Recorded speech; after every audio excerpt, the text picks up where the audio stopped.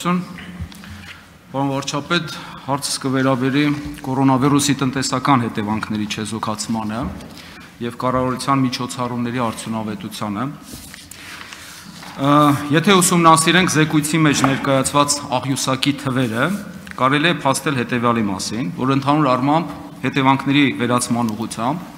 կառավարությունը ծախսել է 210 միլիարդ դրամ, շուրջ այդքան գումար, որից առյուծի բաժինը 82%-ը վերաբերում է վարկերի տրամադրմանը, սուբսիդավորմանը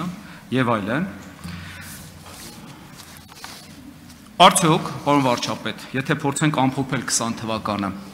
արդյոք դուք շարունակում եք համարել, որ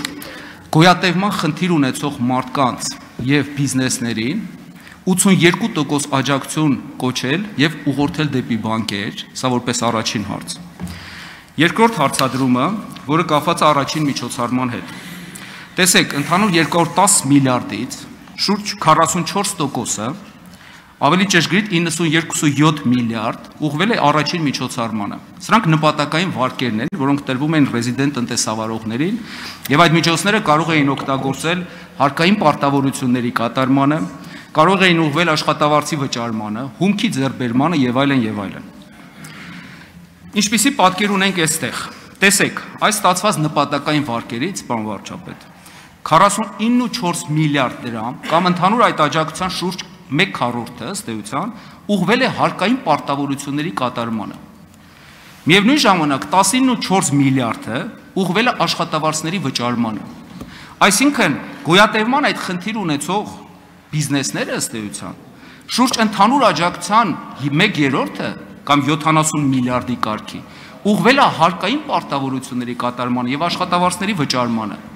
Արդյոք այդուհանդերձ համարում եք, որ սա աջակցություն է եւ գործընկերություն է պետության կողմից մեր բիզնեսին։ Ես անկեղծ ասած լավ չեմ հասկանում, ինչ վատ բան կա դրանում, երբ որ պետությունը աջակցել է բիզնեսին, որ իր աշխատողների աշխատավարձը վճարի։ Բա որ այդ մարդիկ, որ աշխատալի են աշխատավարձ չստանային, դա լավ էր։ Բայց հետո պիտի ասեինք, եկեք սոցիալական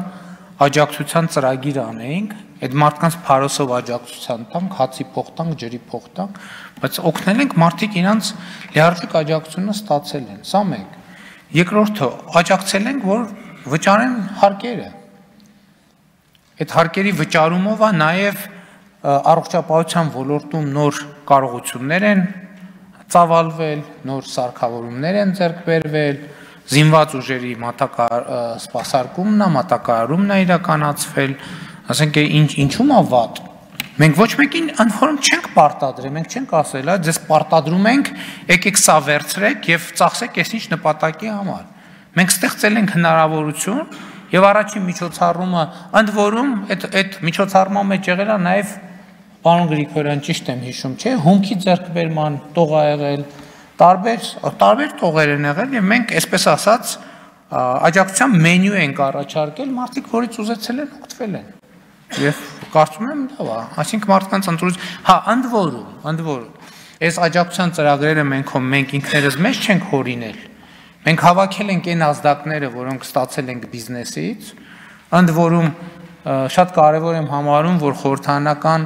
մեր գործընկերների ներկայությամբ են եղել այդ բոլոր քննարկումները մասնակցությամբ եւ խնդիր ա դրվել, որ իրանք գնան բիզնեսի հետ շփվեն, խորհրդարանական հանձնաժողովներում քննարկումներ կազմակերպեն, նաեւ կառավարության հասկանան բիզնեսը ինչ աջակցություն է ակնկալում մեզնից եւ այդ ազդակները ձևակերպելով կայացրել են որոշումներ։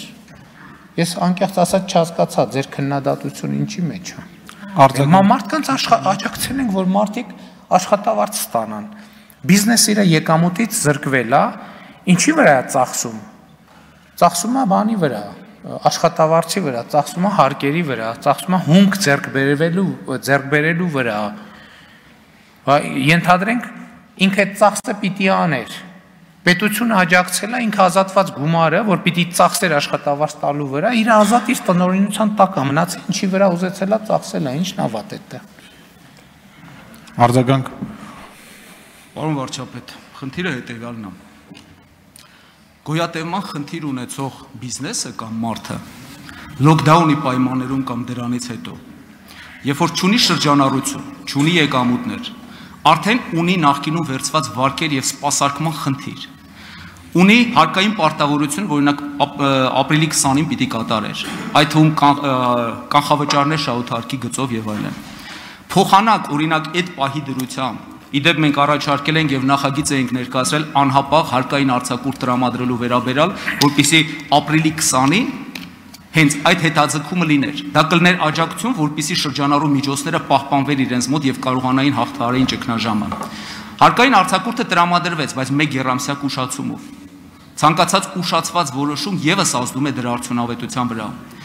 Բիզնեսը երբ որ վարկ է վերցնում, վարկային ծրագիրը ինքը արդյունավետ է զարգացման ծրագրերի համար, բայց որpեսզի մենք մտածենք զարգացման ծրագրի գոնե լոկդաունից հետո պետք է հաղթահարել այդ ճգնաժամը, դուրս գալ այդ վիճակից, նոր մտածել ծառը։ Դա հրաշալի ծրագիր է այլ պայմաններում, երբ որ լոկդաուն չկա եւ զարգացման ծրագրեր ենք առաջարկում։